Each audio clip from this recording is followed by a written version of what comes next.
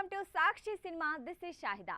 Oscar విజేత AR Rahman స్వరపరిచిన వీరా రాజా వీరా గీతంపై copyright వివాదం supreme న్యాయస్థానంలో విచారణకు వచ్చింది.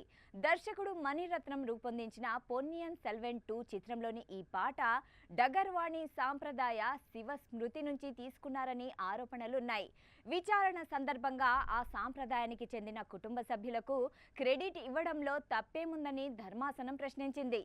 భారతీయ సంగీతానికి ప్రపంచవ్యాప్తంగా అంతర్జాతీయ గౌరవం తీసుకొచ్చిన వారిలో ఏఆర్ రెహమాన్ ముందు వరుసలో ఉంటారు. సంగీత ప్రపంచానికి ఆయన అందించిన సేవలకు గాను అంతర్జాతీయ స్థాయిలో ప్రతిష్టాత్మకమైన ఆస్కార్ పురస్కారం సైతం అందుకున్నారు. భారతీయ సినీ సంగీతాన్ని కొత్త ఎత్తులకు తీసుకెళ్లిన రెహమాన్ వినూత్న స్వరాలను అందించడంలో ముందుంటారు. శాస్త్రీయ సంగీతం నుంచి ఆధునిక శైలుల వరకు ప్రయోగాలు చేయడం ఆయన ప్రత్యేకత. అయితే ఇటీవల ఆయన స్వరపరిచిన ఒక పాటపై కాపీరైట్ వివాదం తలెత్తింది. ప్రముఖ దర్శకుడు మణిరత్నం తెరకెక్కించిన పొన్నియిన్ సెల్వన్ 2లోని వీరా రాజా వీరా అనే సాంగ్ డాగర్వాణి సాంప్రదాయానికి చెందిన పూర్వ శివస్తుతి బాణి ఆధారంగా ఉందని ఉస్తాద్ ఫయాజ్ వసీయుద్దీన్ ఆరోపిస్తూ న్యాయస్థానాన్ని ఆశ్రయించారు.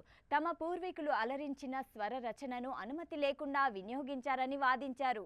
ఈ వివాదంపై గతంలో ఢిల్లీ ఉన్నత స్థానం విచారణ జరిపి పాట వినియోగానికి సంబంధించి 2 కోట్ల రూపాయలు జమ చేయాలని మధ్యంతర ఆదేశాలు జారీ చేసింది.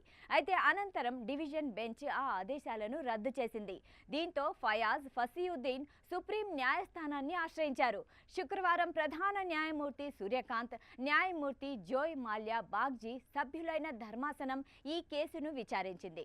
ఈ సందర్భంగా సంబంధిత గీతం డాగర్వాణి సాంప్రదాయం నుంచి ప్రేరణ పొందిందని ఇప్పటికే అంగీకరించిన నేపథ్యంలో ఆ సాంప్రదాయానికి చెందిన కుటుంబ సభ్యులకు తగిన గుర్తింపు ఇవ్వడంలో తప్పేముందని ధర్మాసనం ప్రశ్నించింది. మొదట ఈ స్వరాన్ని ప్రదర్శించిన కుటుంబానికి క్రెడిట్ ఇవ్వడం సముచితమని సూచించింది. అయితే ప్రస్తుతం తీసుకునే నిర్ణయం తుది తీర్పుపై ప్రభావం చూపదని కూడా న్యాయమూర్తులు స్పష్టం చేశారు. శాస్త్రీయ సంగీత ఘరానాలకు చెందిన కళాకారులు సాంప్రదాయాన్ని పరిరక్షిస్తున్నారని, వారికి గౌరవం ఇవ్వాల్సిన అవసరం ఉందని ధర్మాసనం అభిప్రాయపడింది. తదుపరి విచారణను ఈ నెల 20వ తేదీకి వాయిదా వేయగా తాజాగా దానిని ఏఆర్ రెహమాన్ అంగీకరించారు. 5 వారాల్లోపు అన్ని సోషల్ మీడియా, ఓటీటీ ప్లాట్ఫామ్ల్లోనూ వారి పేరు చేర్చి క్రెడిట్ ఇవ్వాలని ఆదేశించింది.